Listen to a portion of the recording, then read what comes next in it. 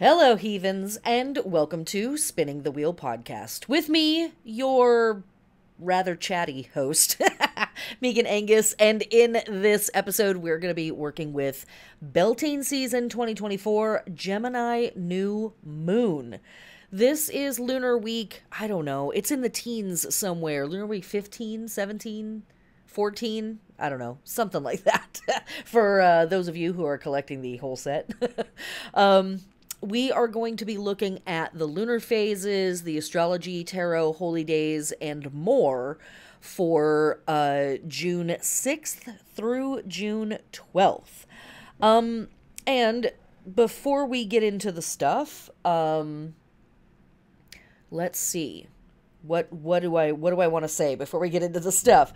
Thank you so much to my patrons who make this work possible. Thank you for supporting me while I do this work and making it so that lots of it can be free to the masses. Thanks. You guys did that.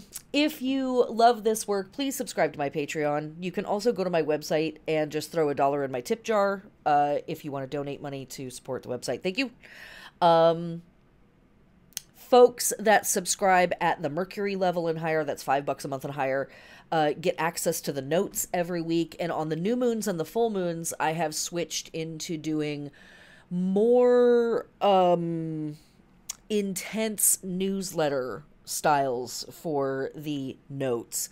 The waning and waxing half moons just get the plain notes.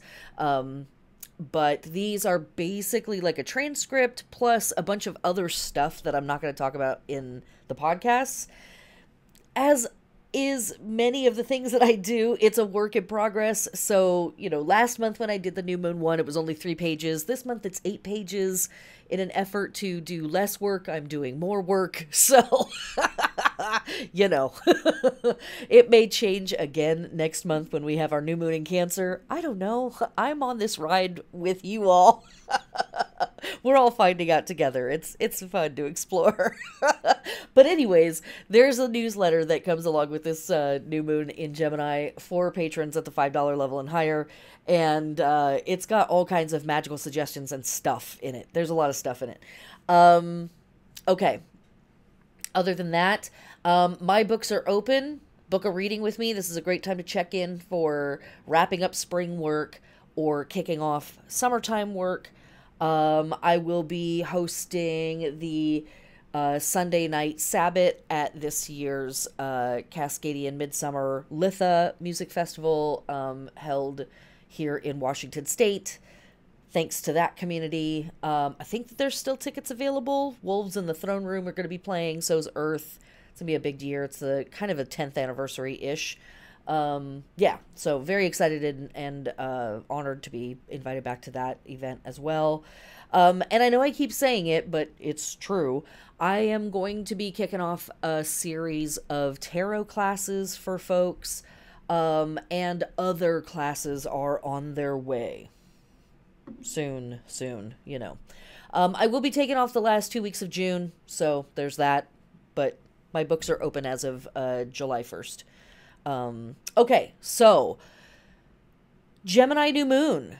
This is our last new moon of Beltane, and this is our last new moon of springtime. So, one more time with feeling, our vibes and energies and witches work of the Beltane season center around things like fecundity, fertility, virility, action, union, rites of passage, interpersonal mysteries, sensuality, sexuality, playing, pranking energy is very important here, as well as divination work, all of that stuff. That's what we're focusing on, generally speaking, for Beltane energy. Pushing in a little closer, we have our new moon, right? And new moons are the start of the cycle. They are also opportunities for us to return to a portion of the cycle that we may have left off, right? We were working on something, we put that work down for a while. New moons can indicate a time to come back to that work and pick it up again. And Gemini, this is our planet of communication, data exchange, teaching, learning, socializing, adapting. knowledge, rationale, magic, versatility, twinning, right? And reproduction and replicating things. So that's where we're at. That's what we're doing and sitting in with all of this energy. The new moon in Gemini is a time to engage authentic communication with the people around us. It's a time to learn from our community, and it's a time to be ready to share and teach our skills to others. Gemini covers the last 4 weeks of spring, and it's focused on finishing up the work of spring and helping us as a mutable sign, right? Gemini is our first of the 4 mutable signs. It helps us adapt and change shape and ultimately bring an end to the work that we've been doing in spring and get ready for whatever shape or shapes we need to be as we approach summer and summertime work. This is a new moon and a lunar cycle for thinking about your thinking, researching the roots of your news, examining your education systems. The astrology of this moon is kind of like an echo of last week's lineup. Last week we had the moon conjunct Saturn and square Venus. This Gemini new moon is conjunct Venus and squaring Saturn. But it is also conjunct Mercury, which is the ruler of Gemini. So there is one voice, in a sense, in the room that's a little bit louder than the others. However, moon conjunct Venus is generally a great time to socialize and meet new people. It's a great time for connecting with neighbors and community members and community groups. It's a great time for engaging in all forms of small talk and chatting. All of that kind of stuff is sort of on the menu right now. And on top of that, this new moon in Gemini is, as I just mentioned, widely conjunct its ruler, Mercury. So any project, any system, any relationship, or any new habit will benefit greatly from a healthy boost of logic, gathering data, research, communication, aka talking it through, and thinking things through. The funky part of this moon is that the moon is square Saturn.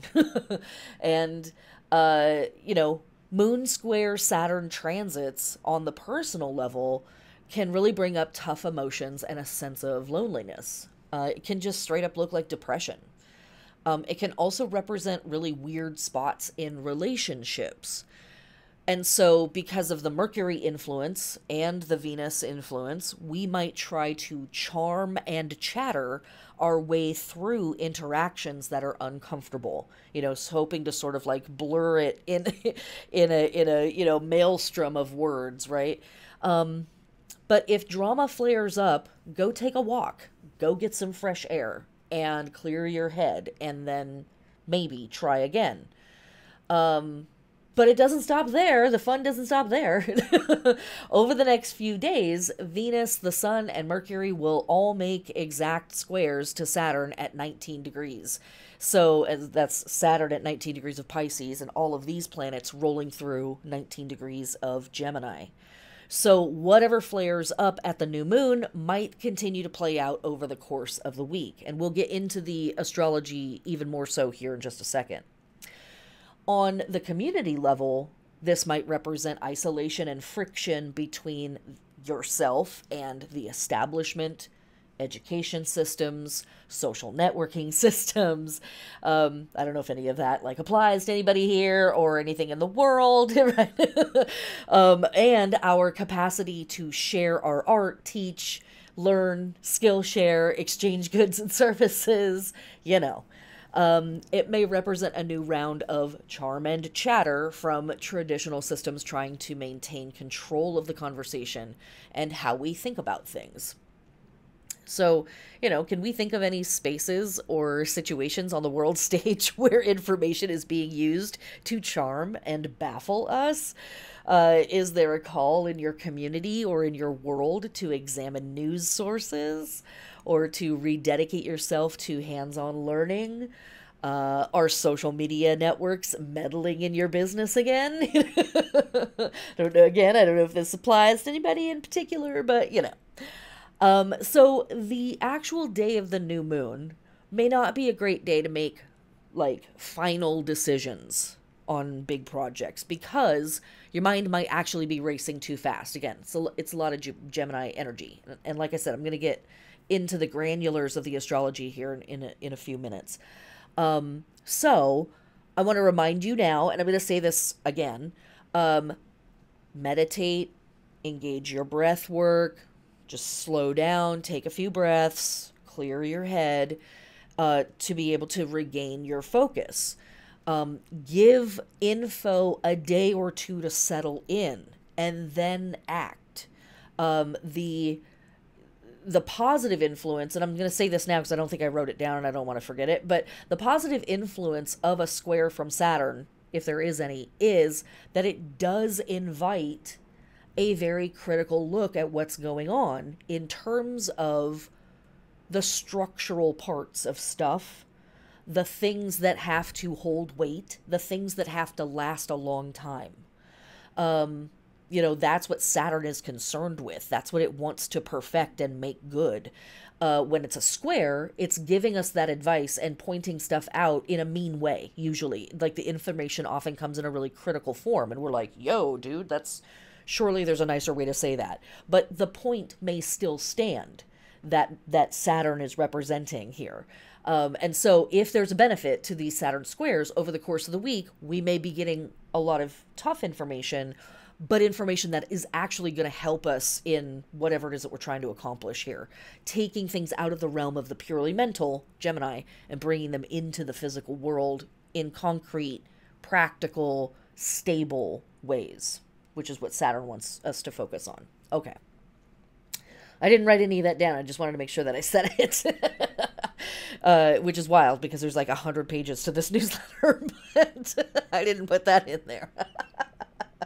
And now you know why the newsletter is so long. Okay.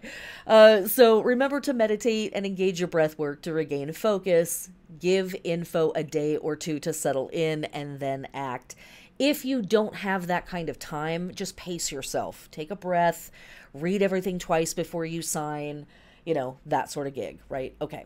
On this new moon, I want you to think about organized curiosity, versatile partnerships, learning experiences based in pleasure, karma trips, and the fun parts of fucking around and finding out. And maybe some of the not so fun parts too.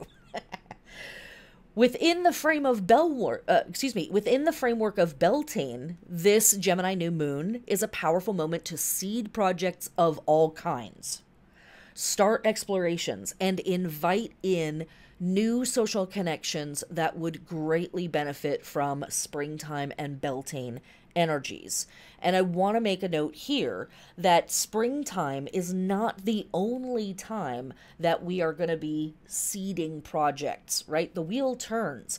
We have new moons in every season. We have new moons in every sign. And a new moon is always a great time for seeding a new project, starting a new habit, considering a new perspective on things, right? Just that's the new moon vibe. And we get to do that every 29 and a half days. So this isn't just about spring, but there are projects that really benefit from springtime energy, Gemini energy, Beltane energy. And if your project falls into that category, things like what?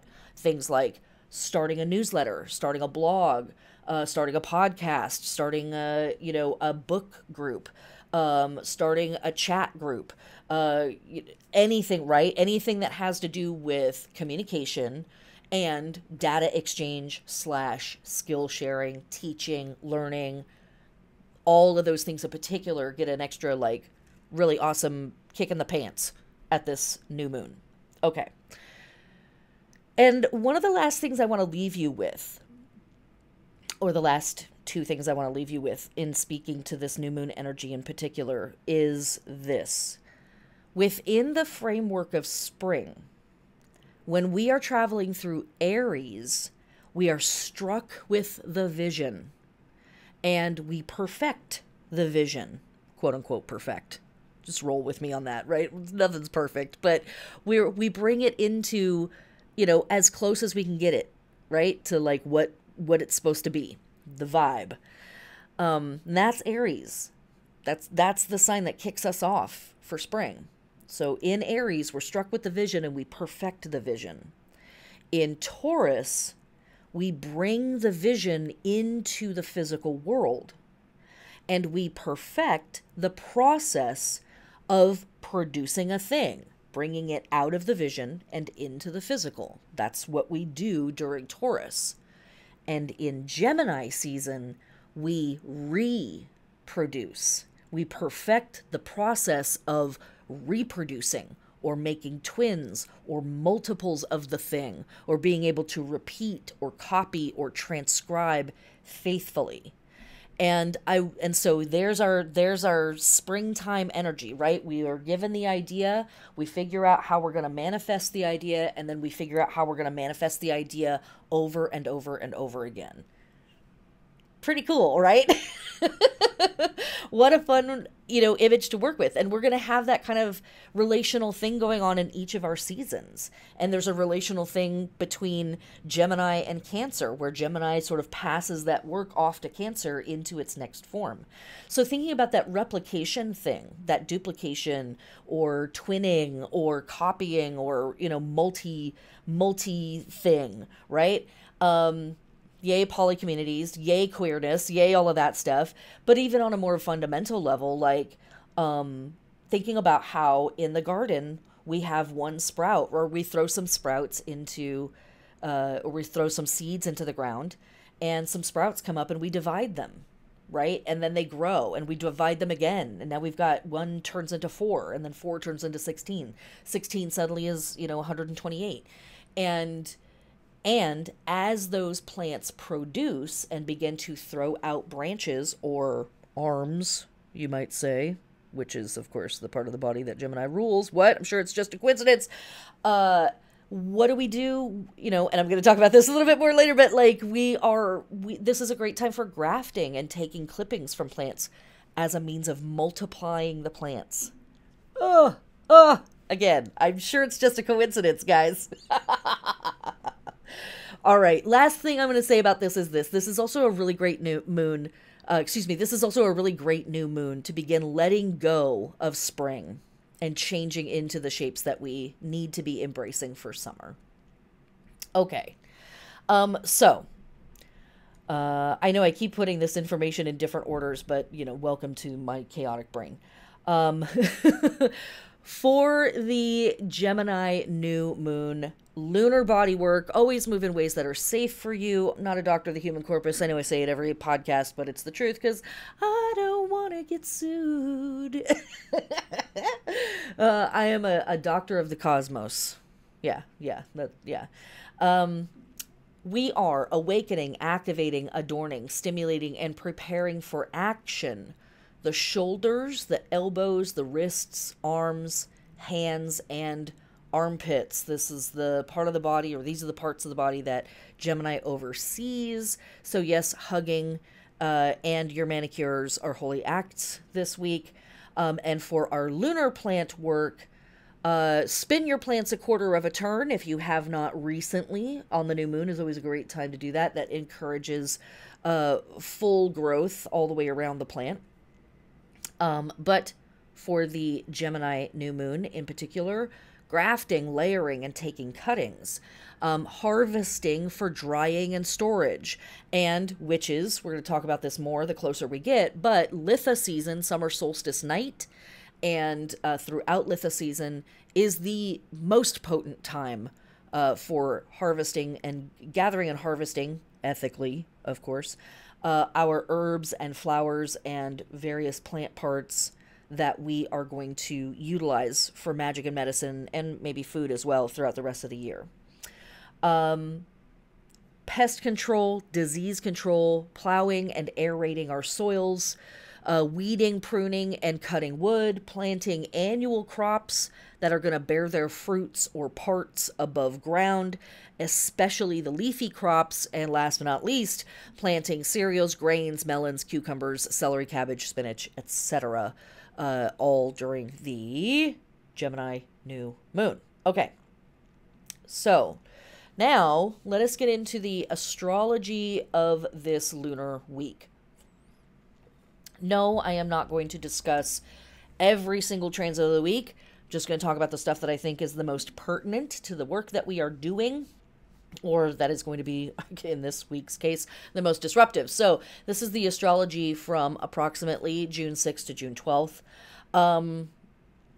So here are our dates.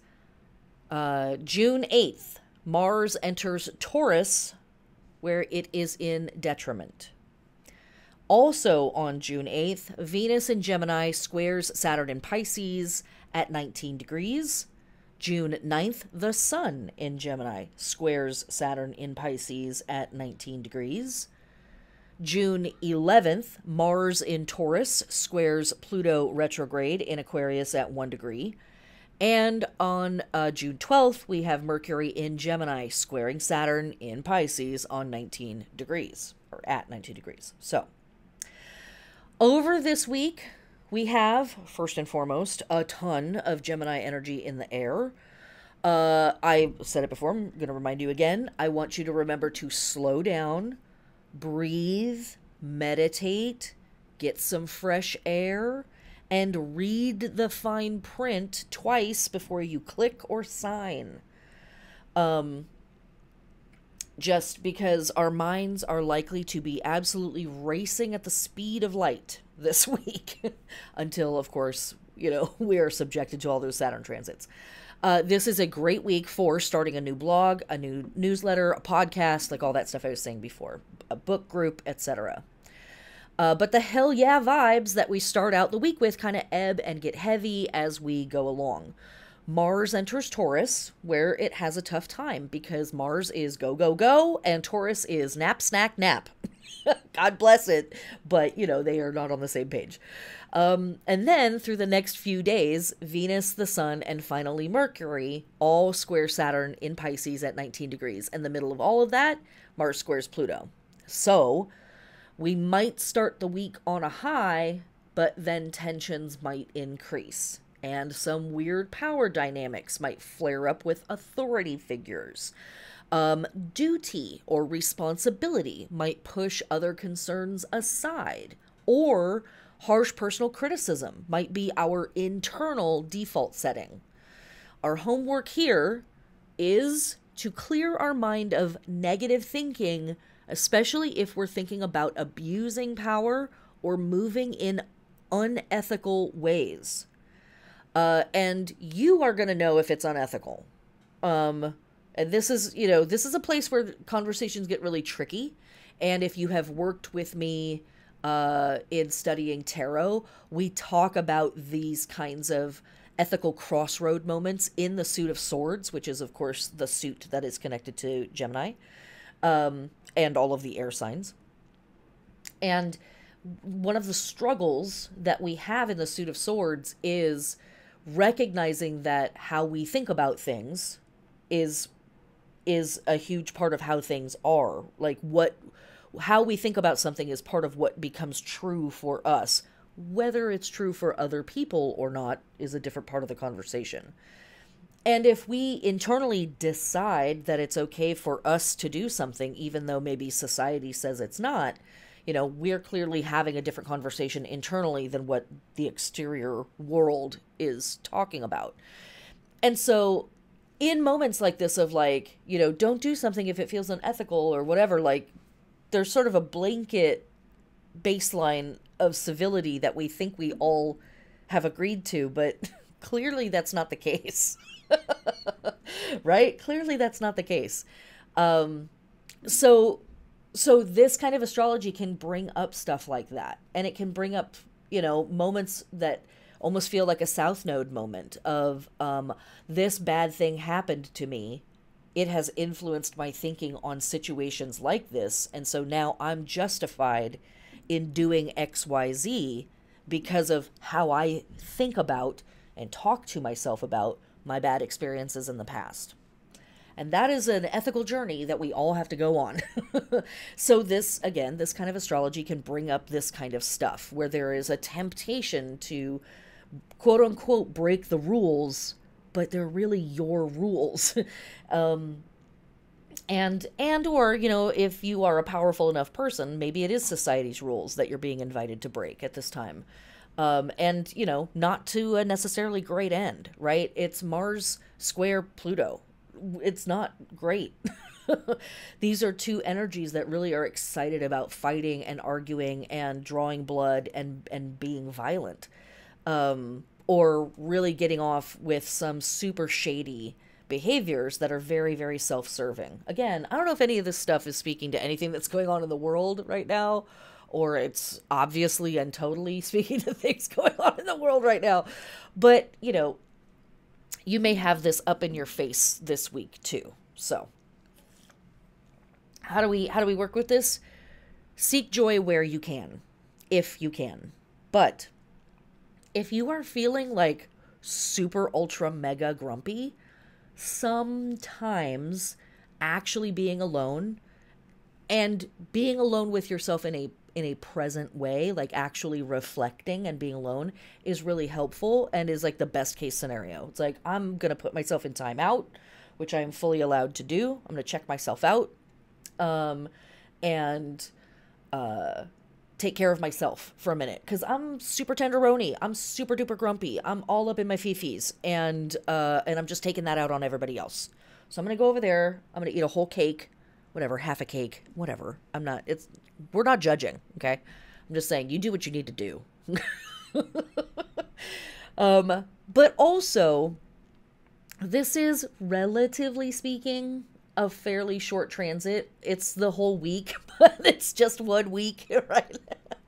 So also, where can you not take yourself so seriously? And I say that very, very respectfully, because I don't know the actual details of what the BS is that you might be dealing with, or what might be coming up for you in that moment. But are there any places where you can laugh at yourself a little bit from a loving place, or kind of just check yourself of like, wow, like that was very dramatic.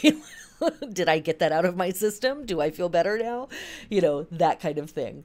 It's a week for it. It really, really is. The other thing I'm going to say about the astrology is this. Mars-Pluto transits, especially oppositions and squares, tend to indicate pretty straightforward, like, violence and danger in the world.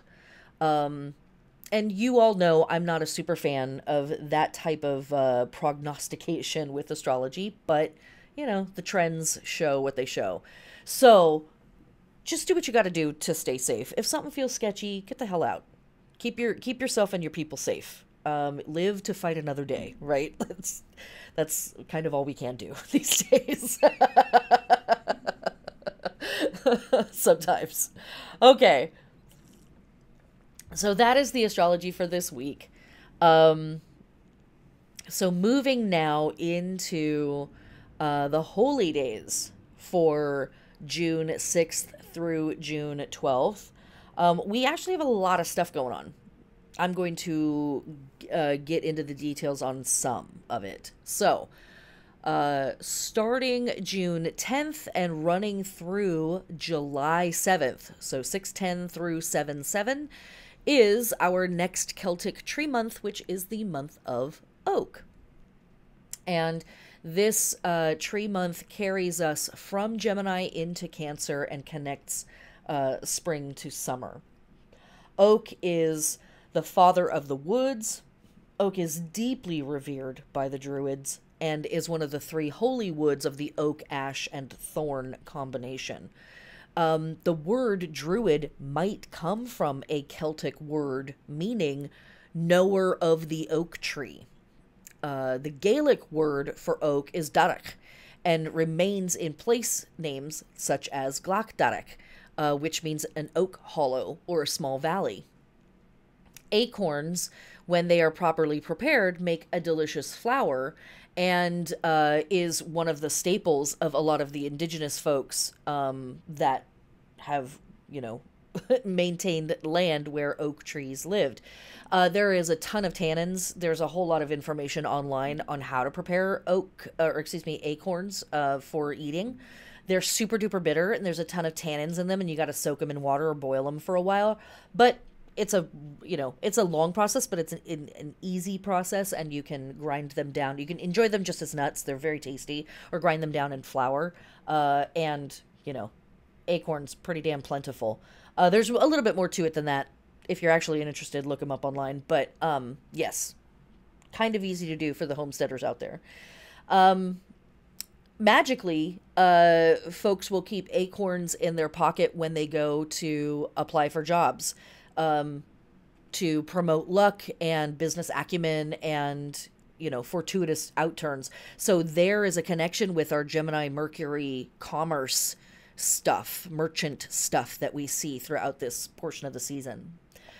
Oak fosters strength, knowledge, and wisdom, and pagans and heathens work with oak to channel really intense energies like weather magic, boosting vitality, and connecting us to deities like Zeus, Jupiter, Dagda, Perun, and Thor, just to name a few.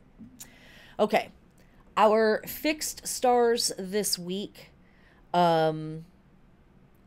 we've got 4 that I think are of importance. On June 7th, we will have the heliacal rising of the fixed star Rigel, which is found in the foot or knee of Orion, the warrior, and really just kind of portrays strength and warriorness, like bravery, courage, and like standing out in the front. A little bit of a leadership vibe with that star.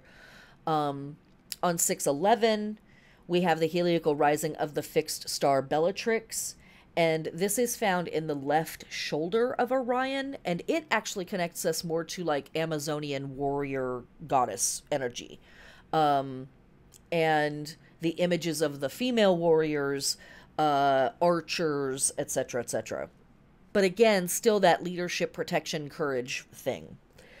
June 12th, we have the heliacal rising of the fixed star Capella or Capella, and this is the little goat who is pulling the charioteer in the charioteer constellation.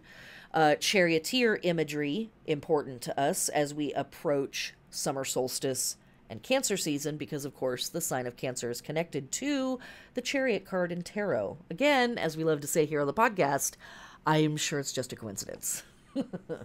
And also on June 12, 6/12, we have the heliacal rising of the fixed star Fact, which is found in the wing of the dove. So, tacitly connecting to air sign stuff with a bird, but also connecting to some of the underlying energies of a lot of the fixed stars in this part of the sky,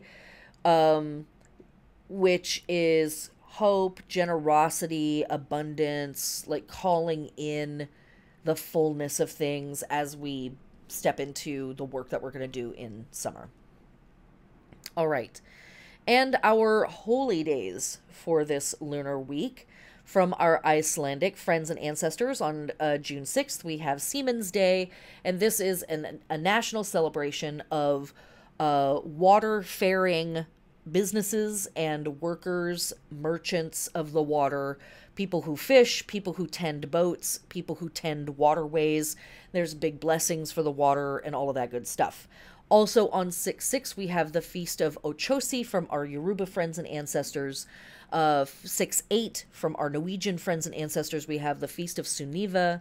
Also on 6/8, we have the global holiday of the World Ocean Day. And so, as I said a couple of weeks ago, the closer and closer we get through these last 4 weeks of Beltane and in towards summer solstice and Litha season, we begin to see more and more of this ocean, water, lake, river, ocean way, water, let me say water one more time, symbolism coming up for us more and more so as we move towards summer solstice.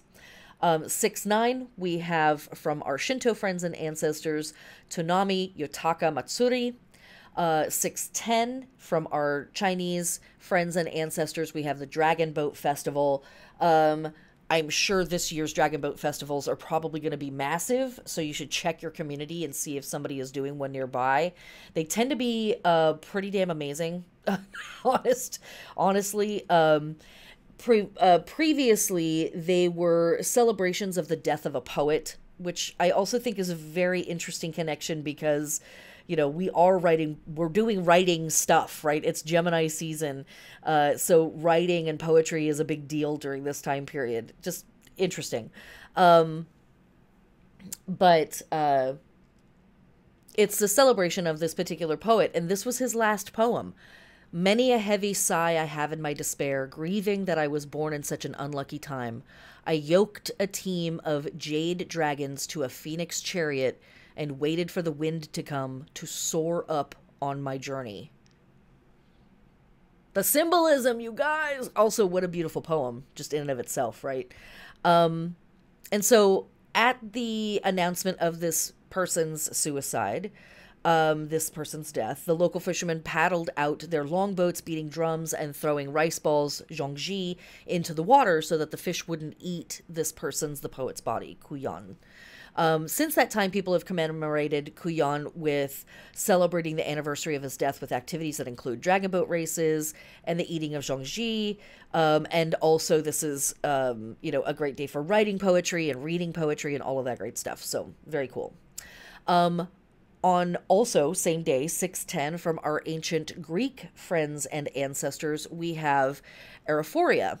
And Arrephoria is a festival that is dedicated to Athena, during which two young girls dressed in white garments carried quote-unquote unspoken things, or things about which no one was supposed to say anything.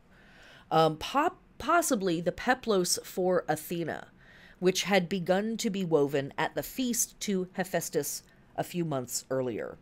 Now, I'm going to pause here and just say, one, that all of this piece of what I'm reading right now is coming from Hellenion.com, which is an incredible resource and calendar for ancient Hellenic Greek holidays, festivals, and just sort of world building and world understanding. Like, one of my favorite things about this website is that they really go off on the world view and the paradigm of ancient Hellenic Greeks, and specifically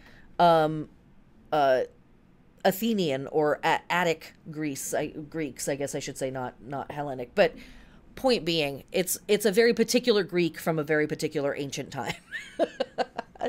I'm fighting for my life right now. I'm trying to explain what I'm trying to explain. Please stand by. So, everything that I'm reading right now is from that website, and it's a fantastic website as a resource for ancient Greek stuff.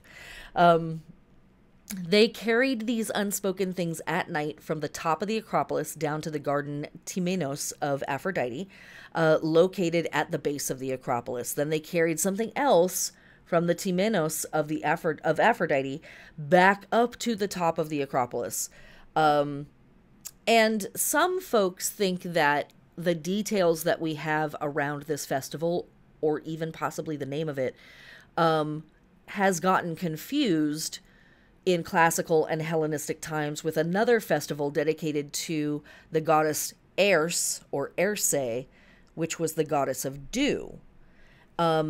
Regardless, it is most likely that this ritual is for fertility and likely part of the agricultural cycle.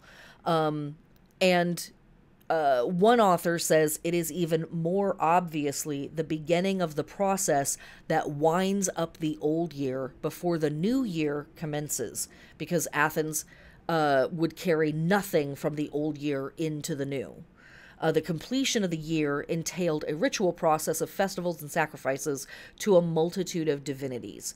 So this is one of the places, just as an aside, where the Greek and Roman calendars deviate from each other, because the Roman calendar, when it was, well, if you've been here for a while, you know. Shall we swim into the dark waters of discussing calendars of the past? Not today, not today. But one of the versions of calendars that Rome was very excited about started at spring equinox. The Greek calendar, many of them, some of them, started basically at summer solstice-ish, all the way into July, which was much more in alignment with the ancient Egyptian calendar starting at that time of year. And those calendars were dedicated to starting at the end of their harvest cycles. So here is something else that we're going to start to talk about more and more so, especially as we move into summer and Litha. Here in June is where the grain harvest begins for many, many cultures that are super close to the equator.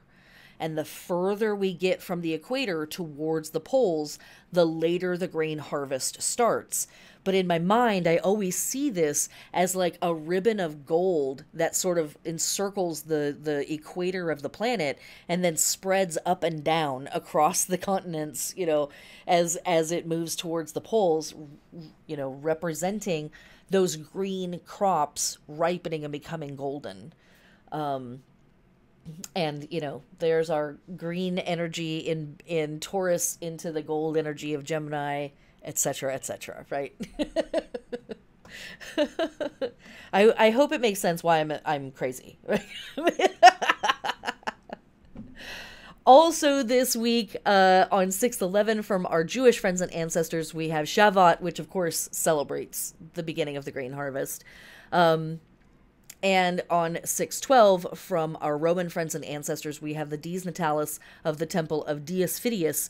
And Fidius is a word that gives us fidelity. So this is a celebration of a temple that that housed the spirit of fidelity, which is something that would be between two friends, right? The oaths, the agreements that are taken that make, you know, two people one, or two groups of people into one group of people, all of that type of stuff. So thinking out into the work that we're doing with Gemini New Moon and this season, you know, we are reaching out to our neighbors, reaching out to our near community, reaching out to collectives, and having that level of exchange, right? And so there is like a promise in a sense of like, I'm going to teach, you're going to learn. You're going to teach, I'm going to learn.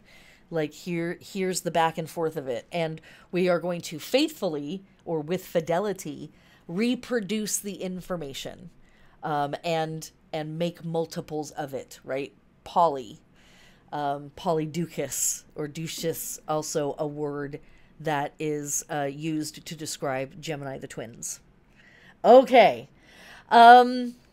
So that is a lot of information for folks to work with, I think. Let me share just a little bit more, and then I'm going to leave a lot of the rest of this in the newsletter for my patrons.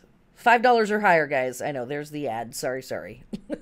Moving on. At least it's not an ad for, you know, fucking Raytheon or some bullshit like that. No Starbucks ads here, okay? Okay. I assume that's probably pretty obvious.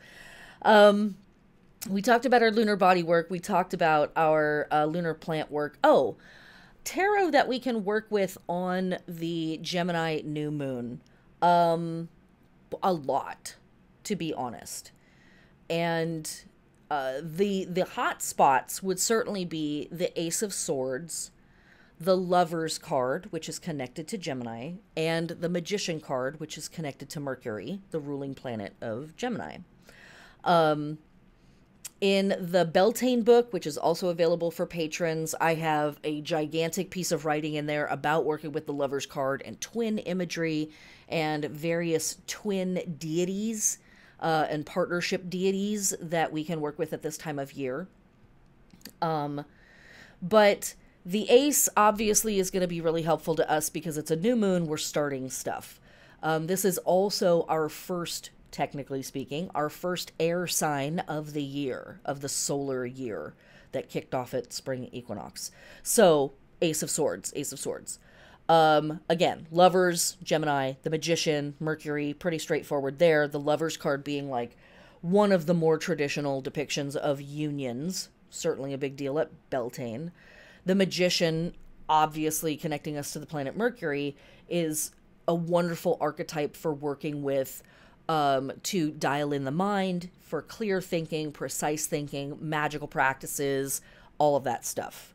Other cards that we can work with are the 8, 9, and 10 of swords, and the court cards for swords.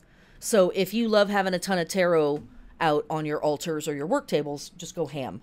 If you want to stay focused, you might stick with the Ace, the Lovers, and the Magician, or maybe just the Lovers, or even maybe just the Magician, to really, really dial in on like Gemini energy. Patrons in the newsletter, also, there is a bunch of information about holy smoke and incense and essential oils. Not a bunch, but there's some.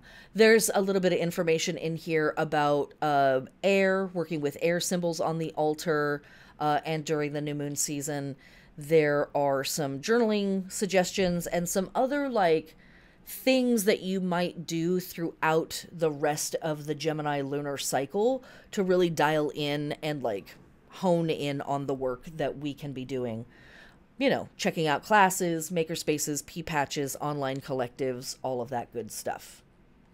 All right, my witches, my heathens, my pagans, my babes. That's this week's podcast. And will I get back to the epic 4-hour podcasts of yore? I don't know. Maybe?